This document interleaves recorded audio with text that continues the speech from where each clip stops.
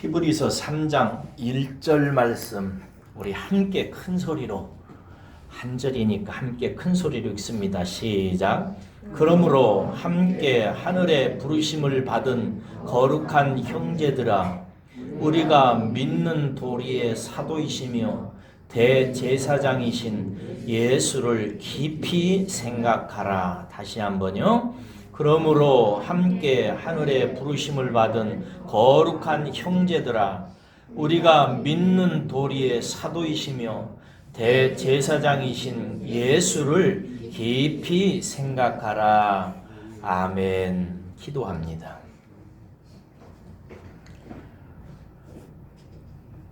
우리에게 말씀을 주셔서 말씀으로 구원받고 말씀으로 자라고 말씀으로 변화되어서 말씀으로 열매 맺게 하시는 아버지 하나님, 올 2020년도 한 해가 지나도록 히브리서 말씀을 우리가 함께 듣기를 원합니다. 이 복된 복음의 말씀을 기쁨으로 우리 성도들이 잘 듣고 깨달아서 이 험한 세상을 이기고 아름다운 인격의 열매를 맺는 성도로 자라날 수 있도록 아버지 하나님 도와주시옵소서. 말씀이 생명이오니 생명을 대하도록 가슴을 열고 감사함으로 잘 받게 하여 주시옵소서. 감사합니다. 예수님 이름으로 기도합니다. 아멘. 금주부터 히브리서 강해를 시작을 합니다. 저는 성도들이 강해 설교를 잘 들을 줄 알아야 된다고 생각합니다. 강해 설교에 우리의 체질이 길들여져야 된다고 저는 확신하는 사람입니다. 여러분, 설교에는 보통 몇 가지 종류가 있어요. 주제 설교가 있고, 그 다음에 인물 설교가 있고, 그 다음에 절기 설교가 있고, 또 뭐 강해 설교도 있고 이렇습니다. 주제 설교는 어떤 설교냐면 어떤 주제를 가지고 설교하는 거예요. 행복하게 사는 법, 사업 잘하는 법, 자녀 교육 잘하는 거, 뭐 이런 식으로 주제를 가지고 설교하는 거예요. 인물 설교는 뭐냐면 모세나 아브라함이나 다윗과 같은 본받을 만한 인물들을 다루면서 교훈을 얻도록 하는 설교죠. 절기 설교는 성탄절, 부활절, 추수감사절 이런 절기 때마다 그 뜻을 알도록 하는 설교를 절기 설교라고 합니다. 그런데 이런 주제 설교나 인물 설교나 절기 설교는 한국 성도들에게는 굉장히 친숙하고 좋아하고 잘 듣는 설교입니다만 이런 주제 설교, 인물 설교, 절기 설교는 한 가지 약점이 있고 위험함이 있습니다. 그게 뭐냐면 이런 설교들은 설교하는 목사님에게 전적으로 달려 있어요. 목사님이 이 주제에 대해서 어떻게 생각하느냐에 따라서 그 주제는 달라집니다. 그 인물에 대해서 그 목사님이 어떤 것을 좋아하고 어떤 것을 강조하느냐 하는 것은 목사님의 생각에 달려 있어요. 그래서 한국교회 대부분의 강단이 이런 설교들인데 그래서 목사님들이 본문은 읽어놓고 다른 이야기를 하시는 경우가 많고 주제 설교를 하면서 목사님의 철학과 사상이나 생각이나 좋은 생각을 따라서 하시는 경우가 많아요. 그런데 여러분이 잘 알다시피 설교는 하나님의 말씀을 전하는 시간이잖아요. 그렇죠? 하나님의 말씀이란 뭐예요?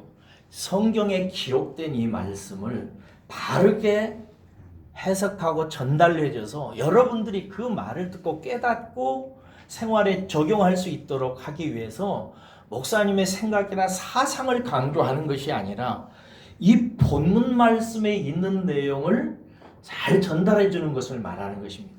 그래서 본문에 있는 말씀을 잘 해석하고 설명하고 전달해 줘서 우리들로 하여금 그 본문에 있는 말씀 그 생명 자체를 깨달아서 이해에 이르고 믿음에 이르러서 삶이 변화받게 하는 것, 이것을 강해 설교라 이럽니다. 그래서 설교는 반드시 강해 설교여야 합니다. 다른 말을 해서는 목사는 안 되는 것입니다.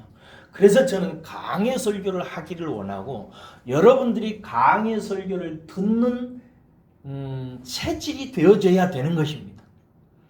예.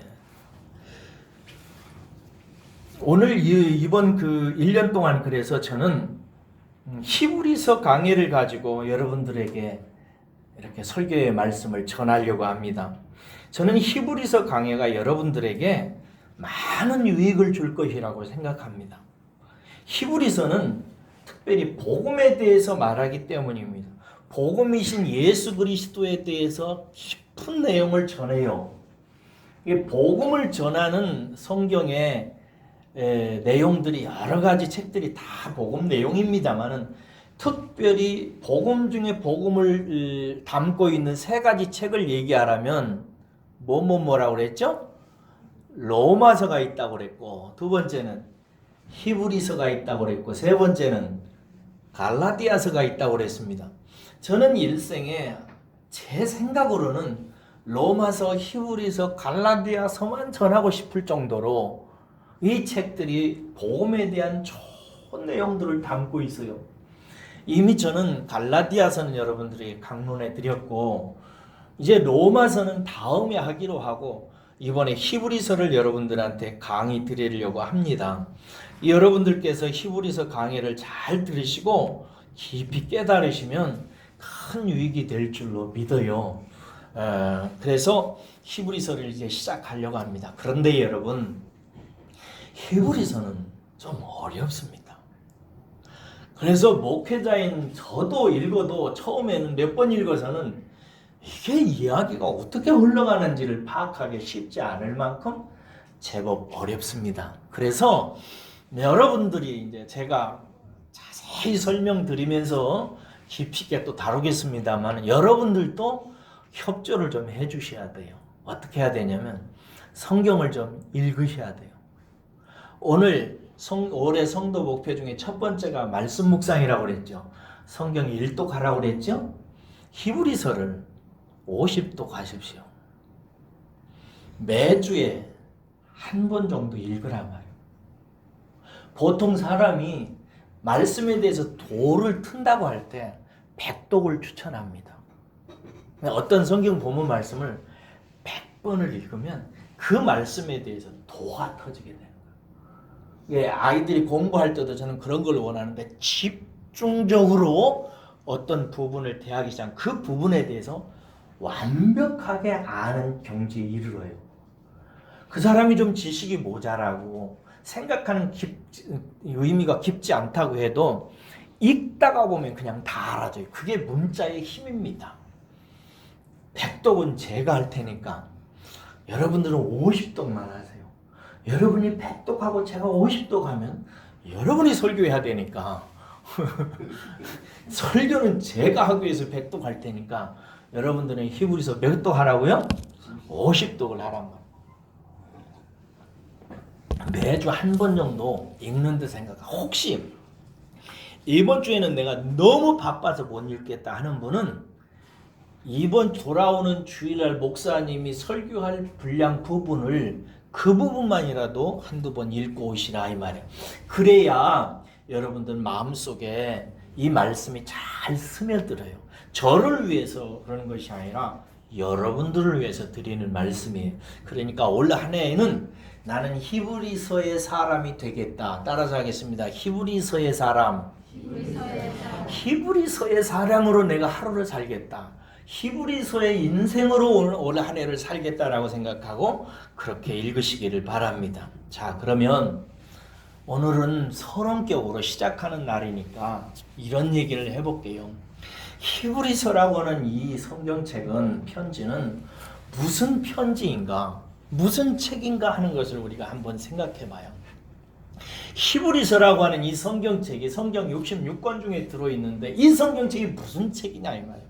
보통 무슨 책이냐라고 얘기할 때 이런 몇 가지를 얘기하면, 첫째는 누가 썼는지, 그리고 그 쓴 사람이 누구에게 썼는지, 그리고 언제 썼는지, 어디서 썼는지, 그리고 마지막에 뭘 알아야 되겠어요? 왜 썼는지. 이런 것들을 알아야 돼요. 이런 것들을 아는 것이 굉장히 중요합니다. 이것을 모르면 그 속 내용을 잘 알기가 정말 어렵습니다. 그래서 오늘 드리는 이 서두의 말씀을 여러분이 잘 기억하시기를 바랍니다. 그리고 나서 이렇게 간단하게 서론을 살핀 후에 오늘 주제의 말씀, 표 말씀인 예수를 깊이 생각하라. 이 말이 무슨 의미가 있는지에 대해서 잠깐 나누려고 합니다. 첫째, 히브리서는 누가 썼는가 하는 거예요. 저자 문제예요. 누가 썼다고 여러분은 생각하세요? 모든 책에는 쓴 사람의 저자가 있습니다. 이 저자를 알면 그 사람의 편지든 책이든 금방 알아져요. 여러분이 만약에 어떤 사람의 말을 잘 알아들으려면 그 사람에 대해서 잘 알면 돼요. 그 사람을 잘 알면 그 사람이 하는 말이 금방 쏙쏙 들어옵니다. 저 사람은 이런 사람이야 라는 사실을 알면은 그 사람이 하는 말이 어렵고 뱅뱅 돌리는 것 같아도 금방 알아들어요. 특별히 남편과 아내는 그래야 됩니다. 남편은 아내를 알아야 돼요. 그래서 아내가 투덜투덜거려도 저 사람이 지금 무슨 말을 나에게 하려고 하는 거야 딱 알아진단 말이에요. 근데 아내를 모르면 아내가 화를 내고 열불을 내도 무슨 말인지 몰라서 둘이가 싸워요. 알아야 되는 것입니다.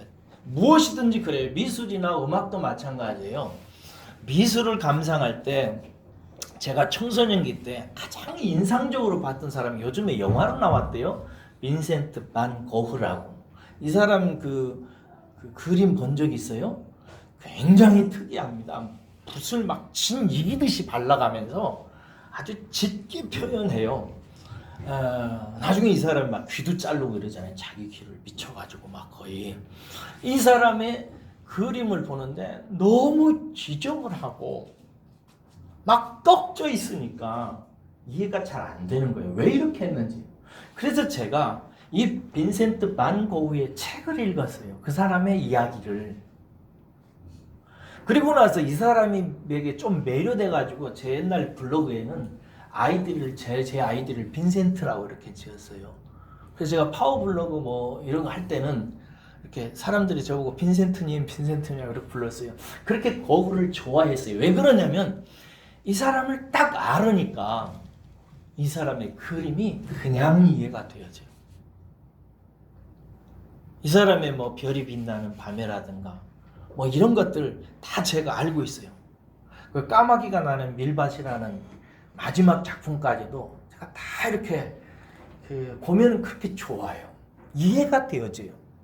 또 제가 젊었을 때 차이코프스키를 좋아했어요. 음악가 중에. 이 사람은 백조의 호수 같은 거 여러분 들어보시면 클래식을 모르는 분들도 되게 아름답습니다. 근데 이 차이코프스키의 곡의 특징은 뭐냐면 아름답기도 하지만 슬퍼요. 이게 두 개가 같이 묻어가요. 특이한 거예요. 너무 곱고 아름다우면서도 슬프고 음울해요. 이게 두 가지가 함께 갑니다. 그래서 이 사람이 왜 이런지를 한번 차이코프스키를 책을 읽어보고 영화를 봤어요. 그리고 나니까 차이코프스키 나머지 곡들은 그냥 이해가 되어져요. 그냥 좋아져요. 제가 무슨 말을 하냐면 저자를 알면 그 사람의 이야기와 글과 책은 그냥 이해되어진다.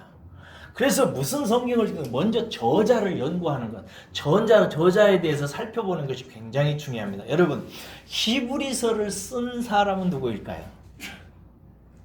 저도 그 전에 바울인 줄 알았어요.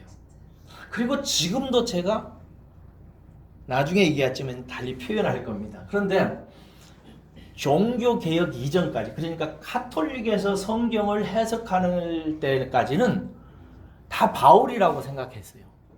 그런데 종교개혁이 이루어지고 개신교가 시작되면서 개신교 목사님들과 학자들은 공부를 많이 하거든요. 공부를 많이 해서 성경을 보다 보니까 이게 바울이 아닌 것 같은 거예요. 예를 들어서 바울은 성경을 시작할 때 그리스도의 종 바울은 이렇게 자기를 밝혀요. 근데 히브리서는 그렇게 밝혀요? 안 밝혀요. 또 다른 성경에서 바울이 편지 쓸 때는 어떻게 쓰냐면요. 어디에 있는 성도들에게 문안하노라 이렇게 시작해요. 인사를 먼저 넣어요. 근데 바울은 여기 없어요. 여기 히브리서는 없어요. 그래서 다른 학자들이 연구하다가 이거 바울 아닌 것 같다 이렇게 연구를 하다 보니까 바울이 썼다, 바나바가 썼다, 아볼로가 썼다, 베드로가 썼다, 디모데가 썼다 각종 주장들이 나오고 심지어 마리아가 썼다 이런 얘기까지 있어요. 이랬어요. 그래서 아직도 몰라요. 아무도. 그 3세기의 위대한 그 교부였던 신학자 오리겐이라는 사람인데 이 사람이 이렇게 말했어요. 히브리서 저자는 하나님만 아신다. 이게 정답이에요. 근데 저는 제가 이렇게 연구하고 이러면 성도 공통적으로 학자들이 동의하는 게 있어요. 바울인지는 확신할 수 없지만 대부분은 바울 계열의 어떤 사람이 썼을 것이다. 바울 혹은 바울과 동일한 사상을 가진 사람이 썼을 것이다 라고 얘기해요. 그래서 저는 히브리서의 저자를 이름을 이렇게 붙였습니다. 바울이라고. 이 말이 무슨 말이냐면 바울이 썼든지 아니면 바울과 비슷한 어떤 사람이 쓴 거예요. 그래서 저는 앞으로 히브리서 저자는 말하기를 이렇게 하든지 혹은 바울이 말하기를 이렇게 하든지 할 거예요. 여러분들이 이해하시라 이 말이에요. 분명한 것은 바울 계열의 바울과 일맥상통한 복음을 가진 사람이 썼다는 것입니다. 두 번째로 이 편지를 바울은 누구에게 썼느냐? 이 편지를 받은 사람, 이게 중요해요. 이게 정말 중요합니다. 이 내용과 밀접하기 때문에 그래요. 여러분, 제가 만약에 어떤 친구에게 편지를 썼다 합시다. 이렇게 썼다. 잘 들어보세요. 이렇게 썼어요. 친구, 어떻게 지내는지 새 아이들은 잘 지내나? 기도하겠네. 썼다면 여러분이 내용을 알 수 있어요, 없어요? 평범한 편지잖아요. 잘 지내나? 새 아이들은 잘 지내나? 기도하겠네. 이러면 그 내용이 뭐예요? 그런데 만약에 여러분들이 제가 편지를 보낸 그 친구가 한 2년 전에 아내와 사별하고 2살짜리, 4살짜리, 5살짜리 아이를 키우면서 지내고 있는데 장사를 하면서 겨우겨우 지내고 있는데 2달 전에 사고가 나서 병원에 입원해서 지낸다는 사람에게 썼다는 사실을 저의 설명을 통해서 안다면 여러분들은 제 간단한 편지 속에 점점점이 의미하는 말을 금방 알 것입니다. 잘 지내나? 이 말이 아무 말도 없는데 이게 무슨 뜻인지를 충분히 헤아릴 거라고. 새 아이들은 잘 지내나? 이 2살짜리, 4살짜리, 5살짜리가 뭘 먹고 어떻게 지내는지, 어디서 지내는지 이 염려가 다 표현할 수 없어서 그냥 점점점 했다는 사실을 알 거예요. 기도하겠네, 이 말은 그냥 기도하겠다라는 거 아니죠. 이 성도가, 이 친구가 잘 회복되어지고 다시 직장도 회복되어지고 아이들도 어떻게 빨리 잘 되기를 위해서 기도하겠다라는 사실을 알게 될 거예요. 이와 같이 여러분, 무슨 글을 쓴 사람도 중요하지만 그 글을 받는 사람의 상황을 아는 것은 그 글을 이해하는데 굉장히 중요해요. 도대체 바울이라고 하는 이 사람은 이 히브리서를 받는 사람에게 썼을 텐데 이 사람들이 누구일까 하는 거예요. 여러분, 히브리서의 편지는 원래 제목이래요. 히브리인들에게라는 책이에요. 이 제목이 헬라어로 히브리인들에게, 그러니까 히브리인들에게 썼겠죠. 근데 히브리인들에게인데 좀 구체적으로 얘기하면 이러게, 로마에 살고 있는 고난받는 유대인 출신의 기독교예요. 뭐라고요? 이 말 꼭 기억해야 돼요. 로마에 살고 있는 고난받는 유대교 출신의 기독교인들, 따라서 로마에 살고 있는, 어디에 살고 있는? 로마에 살고 있는 고난받고 있는 어디 출신의 기독교인들? 유대교 출신의 기독교인이라는 뜻이에요. 여러분, 이 사람들은 어디에 살고 있냐면 로마에 살고 있어요. 로마에. 근데 로마에 살고 있는데 원래 이 사람들은 뭘 믿었던 사람들이라는 거야? 유대교 출신이라는 거야. 근데 유대교를 믿다가 이제 예수를 믿어서 기독교인이 되어 살고 있는데 로마에서 어떻게 살고 있다고요? 고생하면서 고난을 겪고 있는 사람이에요. 여러분, 유대교가 무엇이고 기독교가 무엇인지 아세요? 유대교는 뭐냐면요, 모세를 통해서 알려진 율법을 통해서 구원을 받는다고 하는 종교예요. 모세가 전해준 율법을 행함으로 말미암아 행위로 구원을 받는다고 믿는 종교가 유대교예요. 그러면은 기독교는 뭔가? 예수를 통해서 알려진 은혜의 복음을 믿음으로 말미암아 구원을 받는다는 종교예요. 누구를 통해서 전해진? 예수님을 통해서 전해진 은혜의 복음을 믿어가지고 구원을 얻는 거예요. 그래서 이 히브리 독자들은 유대교를 처음에는 믿었던 거예요. 근데 로마에서 무슨 일이 있었는지 살다가 기독교로 개종을 한 거예요. 근데 기독교를 개종해가지고 사는데 로마에서 너무너무 이 사실 때문에 고난을 받는 사람들입니다. 여러분, 로마에서 예수 믿기가 옛날에 편했을까요? 어려웠을까요? 굉장히 어려웠습니다. 여러분이 잘 아시죠? 로마는 기독교를 싫어했어요. 박해했어요. 로마는 황제를 숭배하라는 사상까지 가지고 있었잖아요. 그러니까 황제 숭배 이외에 다른 종교를 별로 인정을 안 했어요. 그래서 로마에서 기독교도로 산다는 것은 이단 종파에 속한 자라서 잡아서 고문당하고 감옥에 갇히고 죽게 일쑤했어요. 그래서 로마에서 기독교인으로 살고 있는 이 히브리인들은 너무너무 힘들게 살아가고 있어요. 게다가 박해가 심했어요. 이들에게는 세 번의 큰 박해가 있었는데 첫 번째는 누구냐면, 조금 어렵지요. 조금만 참아요. AD 49년에 클라우디오라고 하는 로마 황제가 일어났어요. 이 클라우디오 황제가 기독교인들을 본격적으로 박해하기 시작합니다. 이게 1차 대박해예요. 로마에서. 그리고 나서 2차 박해가 AD 64년도에 일어나는데, 여러분 네로 황제 알죠? 그 못돼 먹은 놈. 이 네로 황제가 공공의 적으로 기독교인을 타켓으로 삼아서 공격하라고 그래가지고 기독교인들이 엄청나게 고난을 당하게 됩니다. 그리고 80년대에서 90년대까지 도미티아누스라고 하는 왕이 있었는데, 이 사람이 또 세 번째 박해를 해요. 도미티아누스가.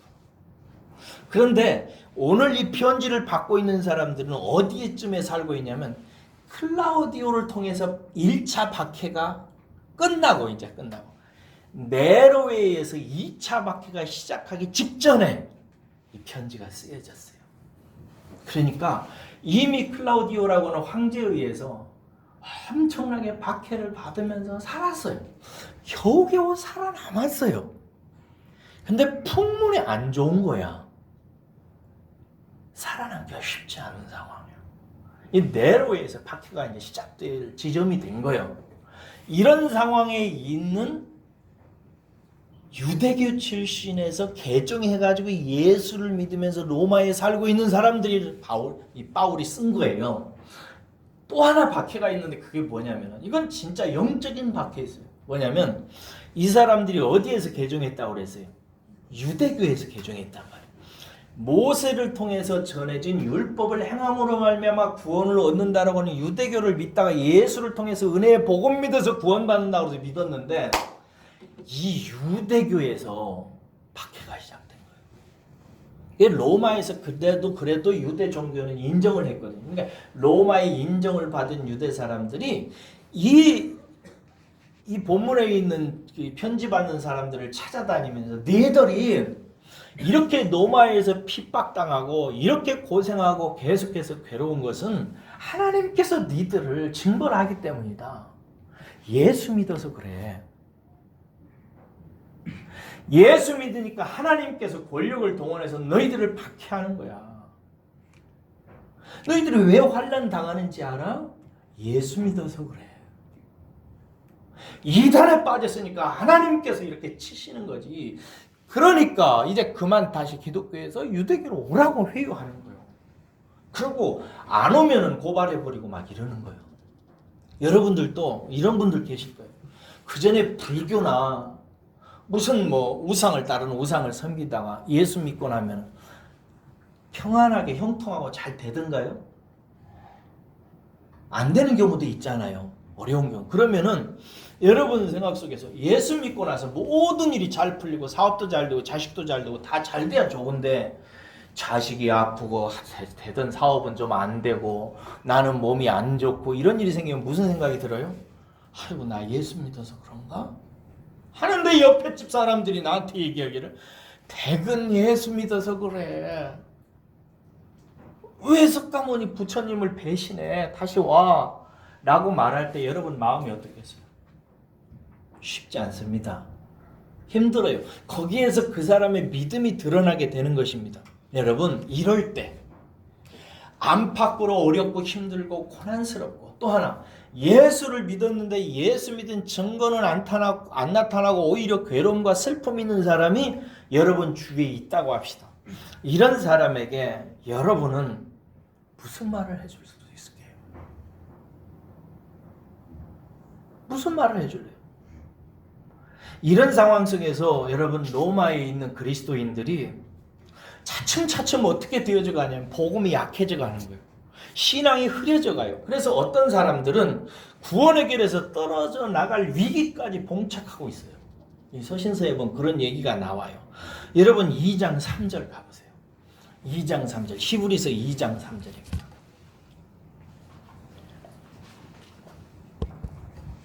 (2장 3절입니다)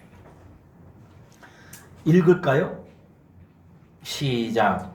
우리가 이같이 큰 구원을 등한히 여기면 어찌 그 보응을 피하려. 또 2장 1절 가봐요. 거기 시작.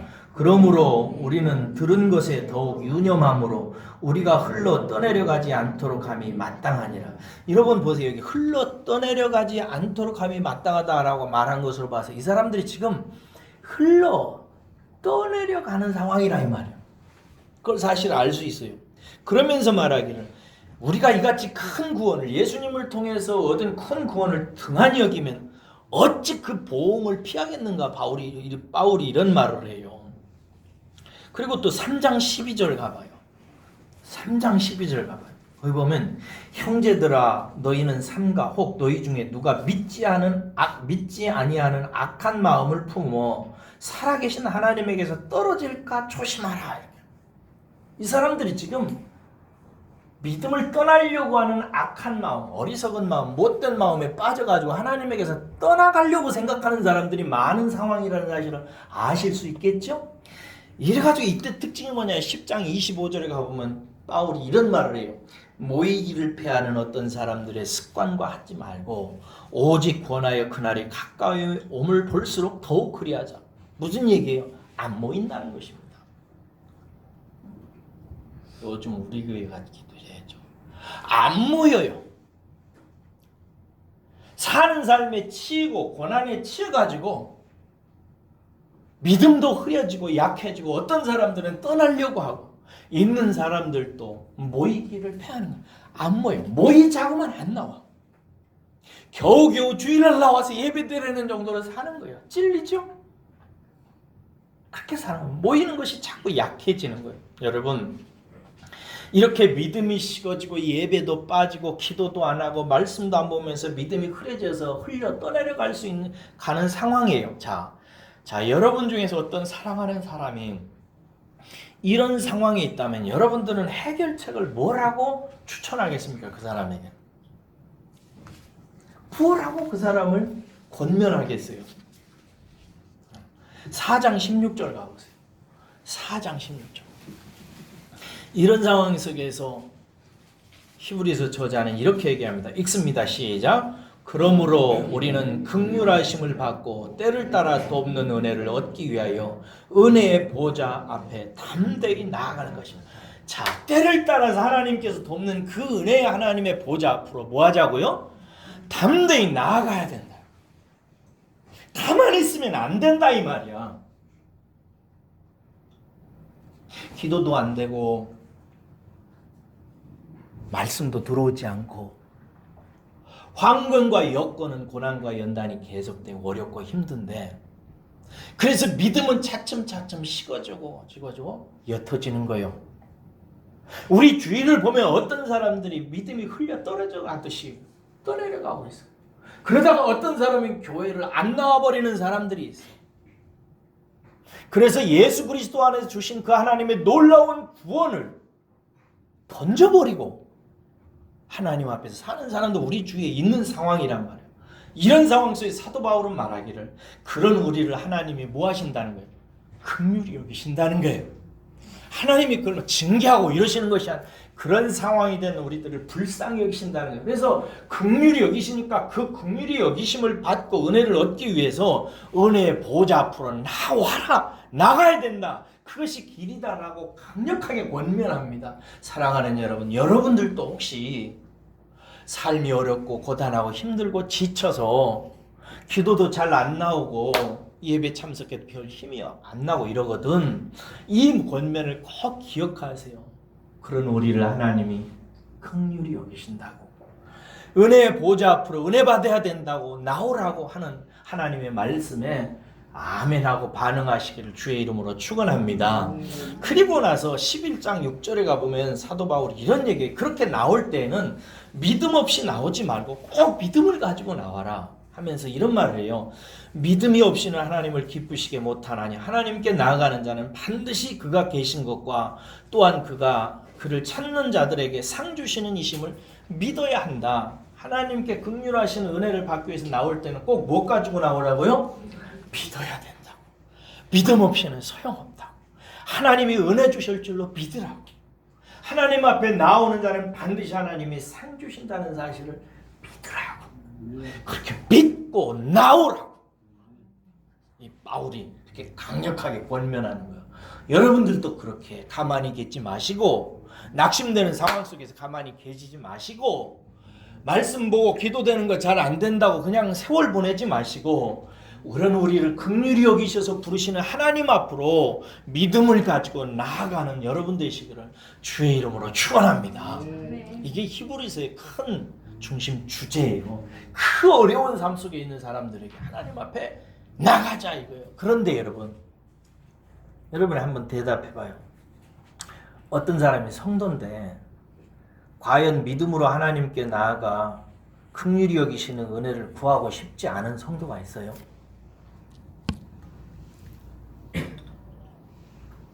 여러분들이 기도 많이 안 해도 여러분 마음속에는 하나님 앞에 나가서 정말 뜨겁게 기도하고 은혜 받고 하나님의 긍휼이 풍성하신 은혜를 받고 싶으시죠?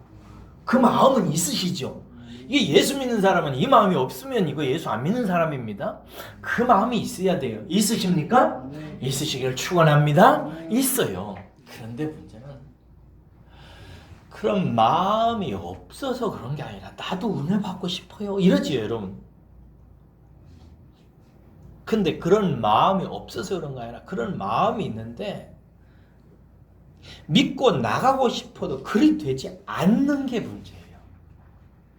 히브리서는 거기에 대한 중요한 답을 줘요. 그렇게 하고 싶은데 그렇게 안 되는 거예요. 그런 힘이, 에너지가, 그 원동력이 마음 깊은 곳에서 그 열정이 올라오지는 않는 거예요. 그렇죠? 뜨겁게 하나님 앞에 나가서 기도하고 은혜를 구하고 하나님의 성령으로 불타오르고 싶은데 그 깊은 속에서 그렇게 하도록 이끌어내는 동력이라고 그러지. 이것이 은혜의 동력이 안 나오는 거예요. 그러니까 마음속으로만 기도해야 되는데 주여 이러고 세월 보낸단 말이에요. 이것이 문제예요. 이 문제에 대해 사도 바울은 이 이야기를 합니다. 길게 이런 이야기를 하는데요.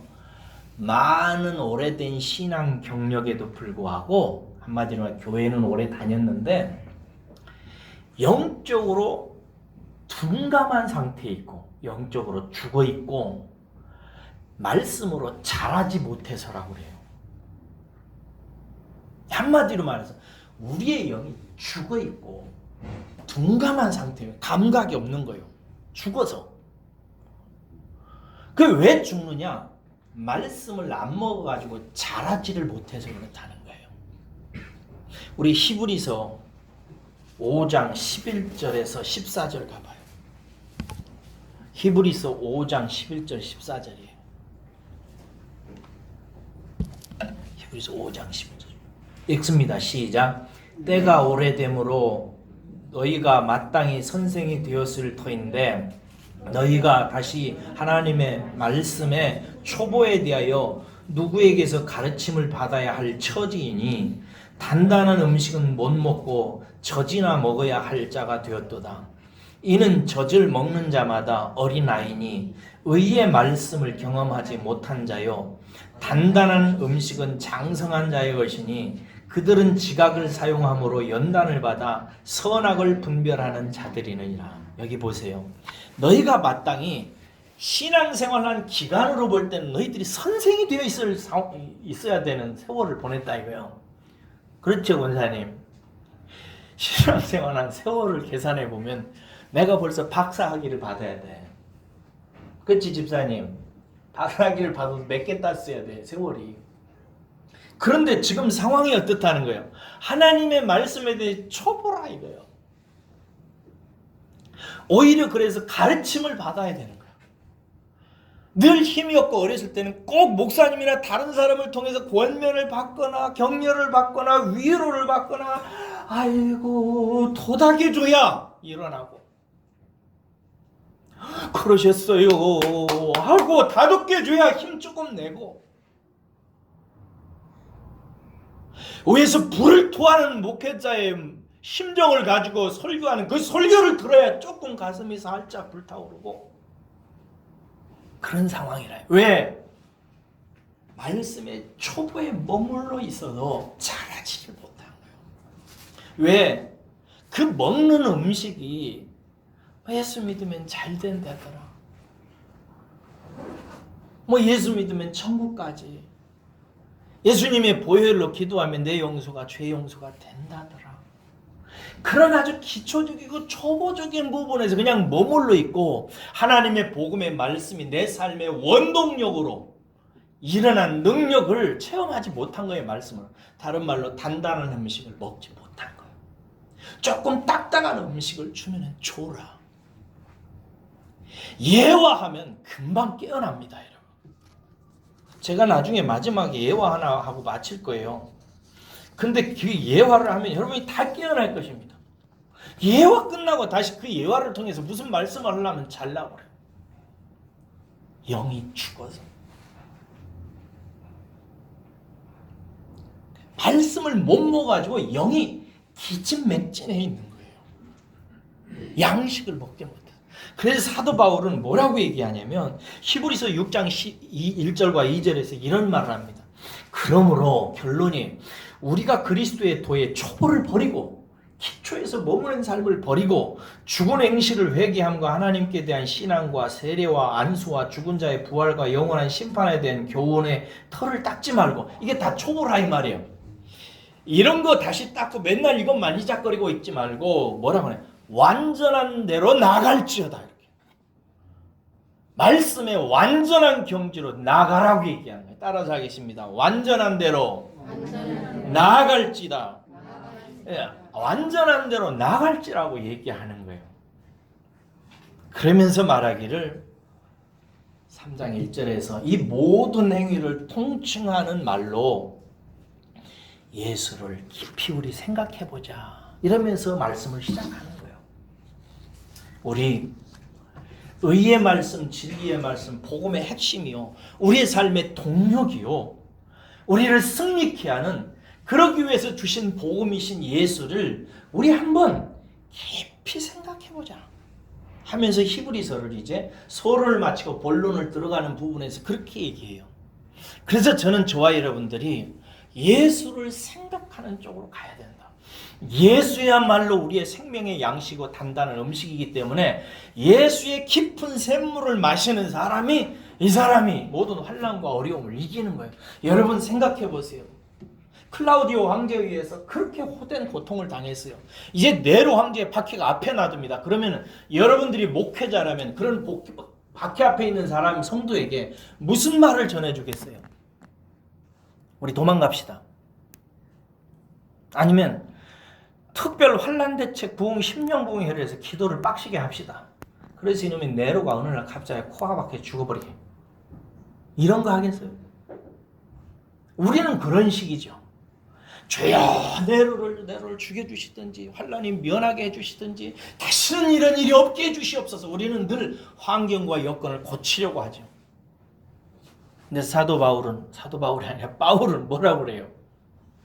나와 함께 이 편지를 읽으며 예수를 깊이 생각하자. 거기에서 길이 나오는 거예요. 복음 모르면 예수님을 깊이 알지 못하면 우리는 승리하지 못합니다. 우리의 승리의 깃발은 오직 예수님이신 줄로 믿습니다. 마귀 사탄은요, 성도들을 이렇게 예수님을 깊이 생각하는 것을 못하게 해요. 여러분의 인간이 인간다운 면이 뭐예요? 생각하는 거예요. 동물은 생각 안 합니다. 본능으로 살아가요. 제가 예화 하나를 할게요. 이제 고개를 드세요. 제가 어저께 어떤 인문학 책을 읽다가 발견한 상식이 하나 있어요. 그게 뭐냐면 파잔 의식이에요. 여러분 텔레비전을 보면은 커다란 코끼리가 관광객들을 등에다 태우고 묘기를 부리면서 지나가는 걸 봤죠? 그리고 또 코끼리가 서커스에서 묘기를 부리면서 이렇게 하는 것을 보셨죠? 그 코끼리를 관광객들을 위해서 돈벌이를 하는 코끼리로 만들기 위해서 행하는 의식이 파잔 의식이에요. 파잔 의식은 어떻게 하는 거냐면요, 어린 코끼리를 잡아다가 한참 밥을 먹고 왕성하게 움직이기 시작할 때쯤 될 때 이 코끼리를 온몸을 꽁꽁 묶어놔버린다. 꽁꽁 묶어놓고 몽둥이로 사정없이 코끼리를 두들겨 패기 시작한답니다. 계속해서 맨날 며칠을 두들겨 팬대요. 꽁꽁 묶어놓고. 이런 짓들을 왜 하냐면 아무리 돈도 좋지만 꽁꽁 묶어놓고 두들겨 막 몽둥이로 막 몇 살에 패기 시작하는 거예요. 그러면 이 과정에서 대략 코끼리 절반이 죽는답니다. 그러니까 여러분이 텔레비전에서 본 그 묘기를 부리는 코끼리들은 건강하고 강한 코끼리들이에요. 그 코끼리들이 그렇게 견디지 못하고 죽고 강인한 것만 살아남아요. 이 파잔의식을 일정한 과정을 거친 코끼리는 한 가지 특징이 나타납니다. 생각을 안 한답니다. 생각을 안 하고 무엇만에 길들이냐면 정신과 영혼이라고 사람들은 영혼을 파괴하는 의식이 파잔의식이거든요. 그러니까 코끼리의 영혼을 파괴해가지고 코끼리를 생각하지 못하게 하는 거예요. 이 과정을 통해서 정신이 산산이 부서져서 그저 코끼리의 마음속에 저 몽둥이로부터만 살아남아야 된다는 행동 하나만 딱 남는답니다. 그래서 몽둥이를 때리는 그 사람의 손짓만 보고 살아남으려고 행동하기 시작하는 거예요. 그래서 그 손짓을 통해서 코끼리를 행동하도록 만들어내는 거예요. 이 이야기를 책에다 써놓으면서 이 저자가 이런 말을 합니다. 이 말이 참 가슴 아팠어요. 이 파잔의식을 소개한 인문학자는 현대인 모두가 이 파잔의식의 피해자요 가해자라고 말한다. 우리 모두 다 피해자요 가해자라는 무슨 말이에요? 현대사회에서 치열한 생존 싸움에서 살아남으려고 하는 의식으로 가득 차 있다는 거예요. 현대인들은 어떻게 대학에 갈까? 어떻게 직장에 갈까? 직장에 가면 어떻게 살아남을까? 어떻게 아파트를 장만할까? 어떻게 노후를 대비할까? 이런 생각으로 현대인들 이런 생각 외에 세상에 가르쳐 주려고 하는, 지시하려고 하는, 살아남아야 된다는 이 생각 이외에 다른 생각을 다 빼버린다는 거예요. 마귀 사탄이. 그래서 자기 자신도 그런 생각에 쪼들어서 어른이 돼서 살고 있고, 자식들도 키우면서 애들을 그렇게 파잔 몽둥이로 때리는 거야. 철들어라. 너 대학 가야지. 직장 가야지. 지방칸이라도 장만해야지. 너는 어떻게 살 거야? 정신 차려. 그렇게 살아가는 거예요. 틀린 말이 아니죠. 여러분, 우리가 어떤 사람인지를 알게 해주는 간단한 질문이 있어요. 이 질문 마치고, 이 질문 드리고 마칠게요. 여러분들은 평소에 무슨 생각하세요?